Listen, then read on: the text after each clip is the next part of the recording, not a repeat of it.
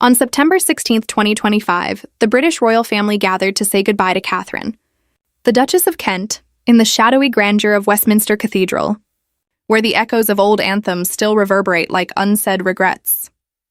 A woman who had served in the royal family for decades with a gentle grace.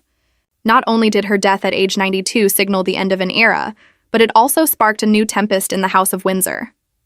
Eyes were attracted to a brief, piercing moment amid the solemn chants and incense of the first Catholic royal funeral in modern history, rather than the elaborate coffin or the tear-streaked faces of kin. The gathering mourners felt uneasy as Prince Andrew, the disgraced Duke of York, gazed at Catherine, Princess of Wales, with what witnesses later described as a death stare, cold and unwavering. That expression spoke a great deal about long-standing grudges, unsaid charges, and the broken ties that had long afflicted the family. Power struggles inside the palace walls would be redefined by what transpired next. Courtiers whispered of a new age of uncompromising power when Prince William, the dependable successor to the throne, struck his uncle with a premeditated blow just days after this frozen scene. This wasn't just a slight. It was a proclamation. Beginning with the revered Christmas in Sandringham, William had drawn a line in the sand, calling for Andrew to be banished from important family events. It was an obvious message. You risk being betrayed by the future king, particularly when it comes to defending his wife. Questions are swirling over the temperatures like autumn mist as the world reels from this bold decision. What was behind Andrew's poisonous look? How did it reveal the bare nerves of a scandal-ravaged monarchy? Furthermore, by exercising such power over his father, King Charles III, William has not only protected his inner circle, but also made it clear that he wants a less tolerant and leaner monarchy. In a family where loyalty is valuable and betrayal is the greatest cost, this incident, which is taking place against a backdrop of loss and tradition, pulls back the velvet curtain. The look was more than an insult to Catherine, who has always been the elegant personification of royal fortitude. It served as a reminder of the evils that still exist in the halls of authority. Shadows left by Andrew's damaged reputation. However, a protector who had been forged in the furnace of personal adversity surfaced in William's reaction. From his personal struggles with the media to his steadfast support of his wife during her medical difficulties, the entire impact of this conflict becomes clear as information from palace insiders surfaces, exposing not only a family conflict, but also a significant upheaval in the delicate balance of the monarchy. Is it possible that the following generation will take over at this point and cut the deadwood to ensure their survival? Or does it run the risk of widening the rifts that threaten to overthrow centuries of formality and etiquette? Williams's counterpunch has ignited the royal narrative, directing everyone's attention toward a future in which charity gives way to command, even though the look may have silenced the cathedral nave. On that clear September morning, the weight of history and the aroma of beeswax candles filled the air within Westminster Cathedral. In the grand scheme of things, Catherine, Duchess of Kent, had been more than a supporting character. Her funeral was a historic event because of her 1994 conversion to Catholicism, a silent act of personal conviction. This was the first Windsor service of its kind in living memory. The procession was led by King Charles III. His presence is a moving tribute to the interfaith ties forged during his rule. Mozart and Duroff, performed by the chorus, soared like pleas for peace. However, when Prince Andrew arrived with his ex-wife Sarah Ferguson at his side in a convoy that attracted attention and caused muttering among the audience outside, reconciliation seemed far off.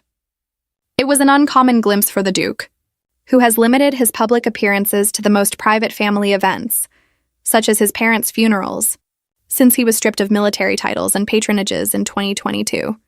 It was no coincidence that he was here for the memorial service for a distant cousin via marriage.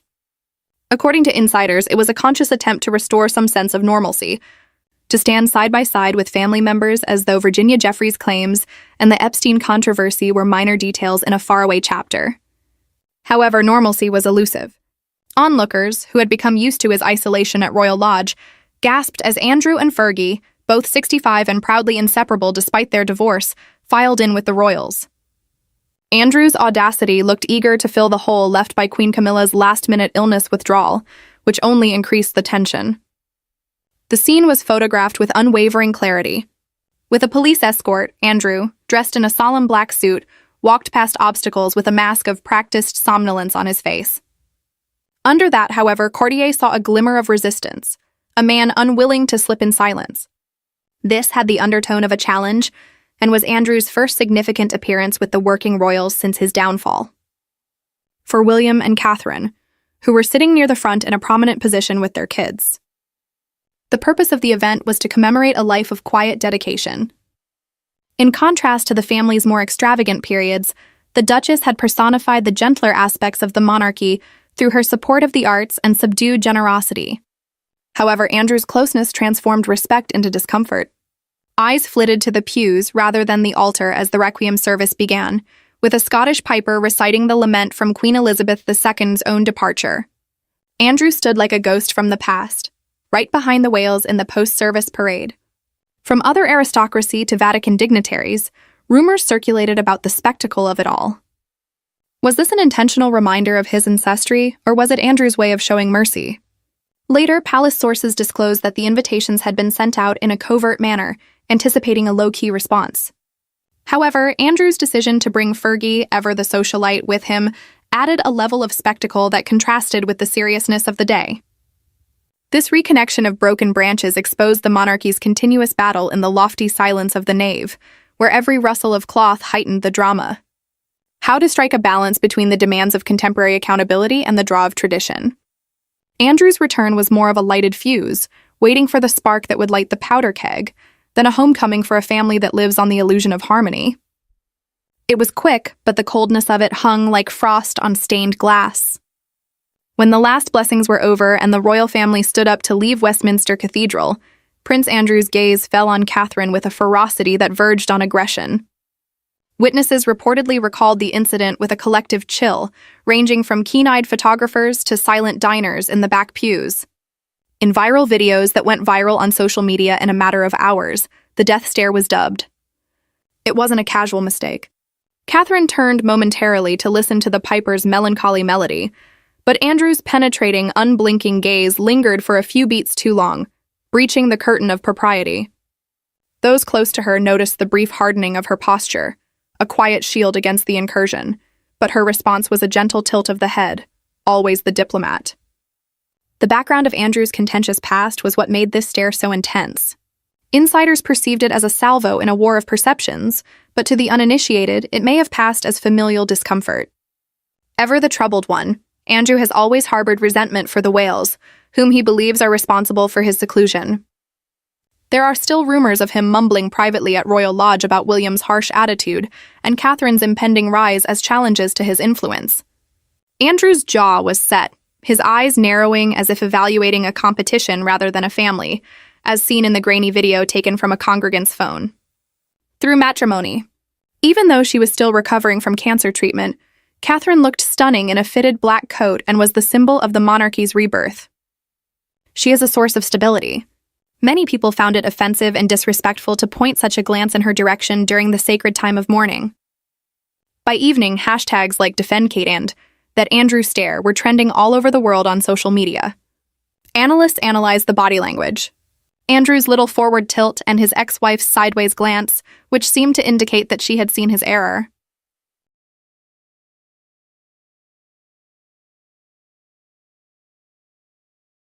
According to one widely shared explanation on X by a royal observer, it was a barely disguised form of scorn, connected to rumors of financial strain at Andrew's Windsor house and his felt slights from being denied access to family assets. The assembly, which was made up of clerics, cousins, and commoners who were given special access, went silent in shock. In regard to the tension, even the last note of the choir seemed to falter. For Catherine, who has steadfastly handled her fair share of public pitfalls, this was a novel remark that highlighted the personal costs associated with royal proximity. However, it also brought attention to her strength, transforming what might have been a weakness into evidence of her tenacity. The glare lingered in the air, an unseen thread tugging at the family's seams as the group moved toward the exit. It wasn't just being impolite. It was a threat to the healing story that the Windsor so fervently promotes and a mirror to unresolved misdeeds. Unaware or indifferent to the fact that the odds were stacked against him, Andrew had wagered on provocation in that frozen exchange. It was more than shock that left the congregation unable to speak. Before the storm, everyone took a collective breath. Before a word was said, Prince William's face told the story. The Prince of Wales, always the sentinel, moved indiscernibly as the death glare played out just feet away, his wide shoulders creating a wall between his wife and the cold.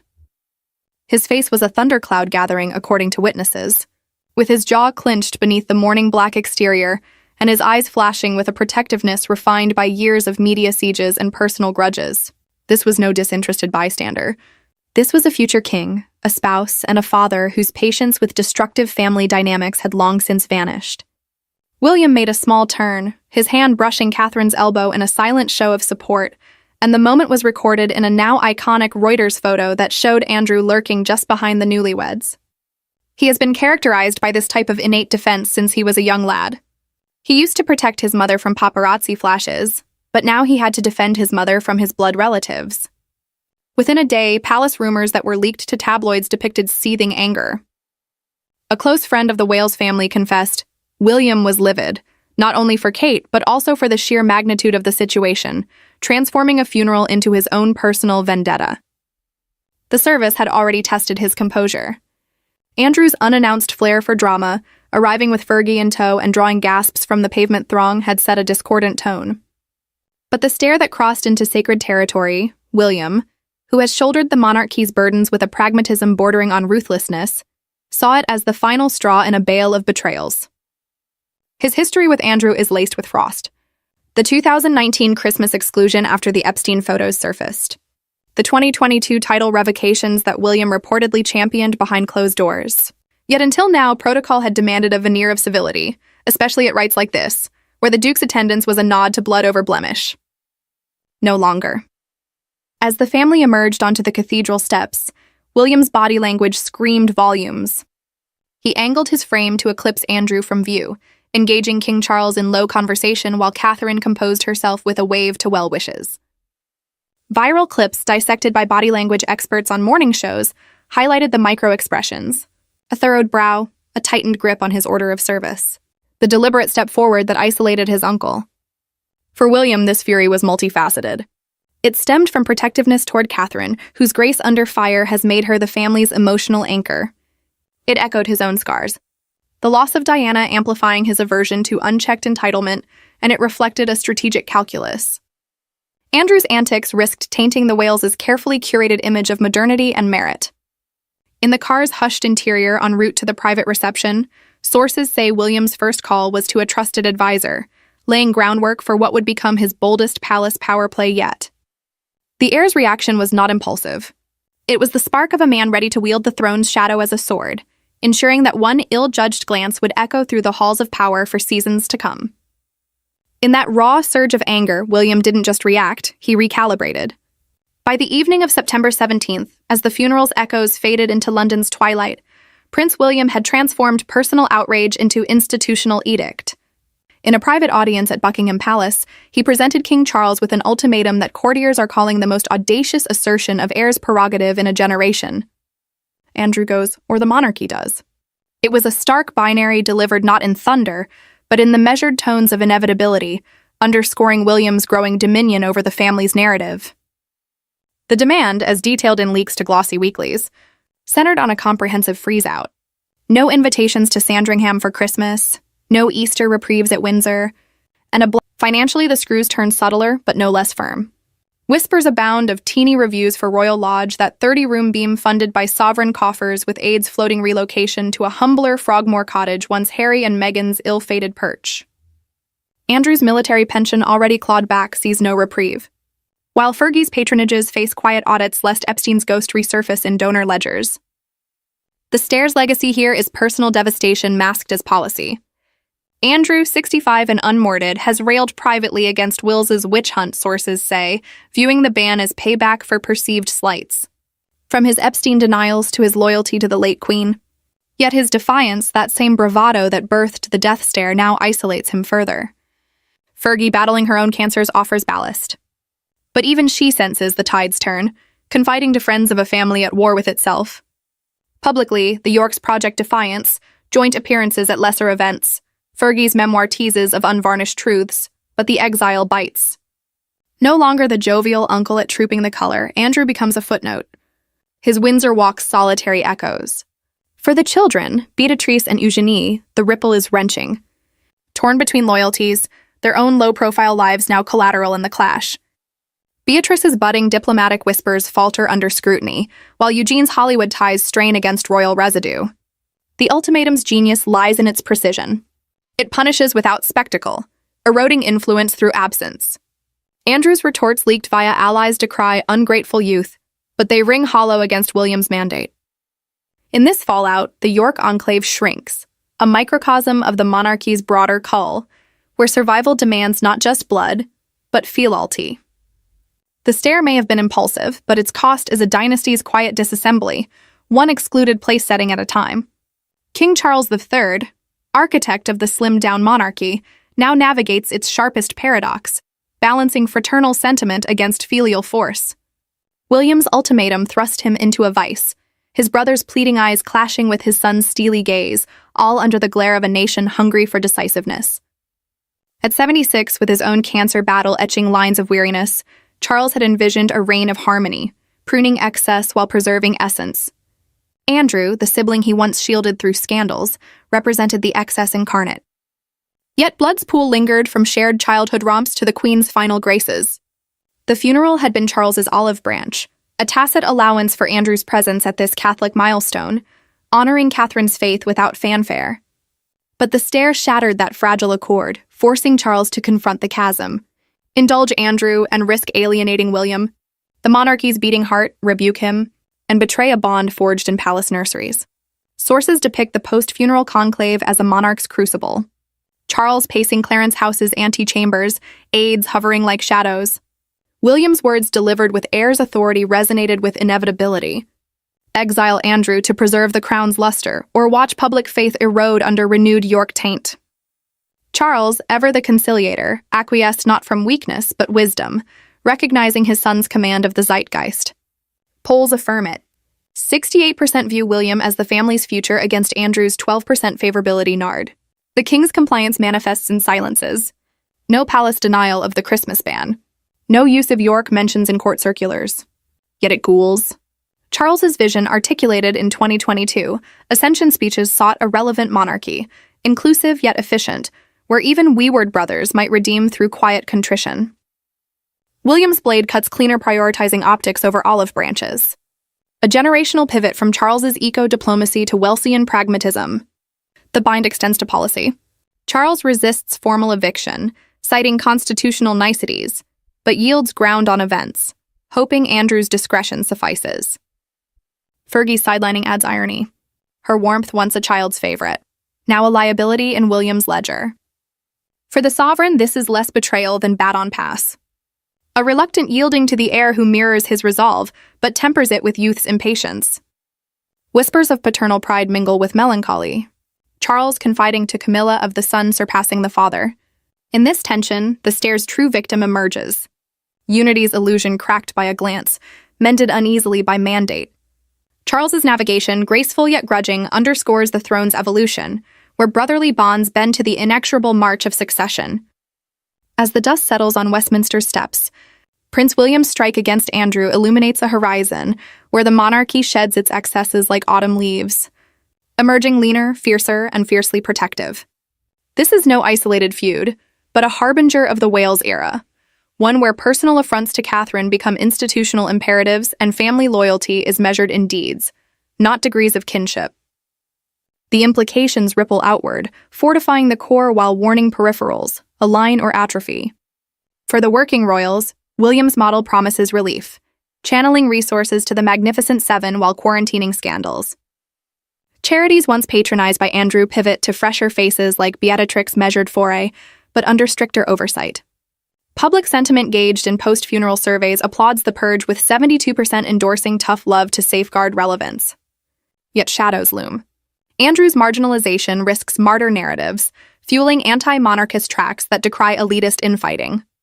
Across Europe, peers in Sweden and Denmark watch wearily, their own thinnings less dramatic, pondering if Britain's bold strokes invite backlash. For Catherine, the beneficiary, it cements her as untouchable, her recovery narrative intertwined with empowerment, inspiring women worldwide to demand boundaries in gilded cages. William's assertiveness, once critiqued as aloof, now shines as stewardship. His no time for nonsense ethos a balm for a fatigued public. Speculation swirls. Will this extend to hairy, thawing transatlantic frosts, or harden lines against all outliers? As Christmas approaches, Sandringham's table sets York's. The message resonates. The crown endures not through indulgence, but ironclad intent. William has not just avenged a stare. He has redrawn the family's map, charting a course where duty trumps dynasty's dregs. The monarchy tested a new stance poised for reinvention. Its future a canvas painted in resolve. What say you, reader?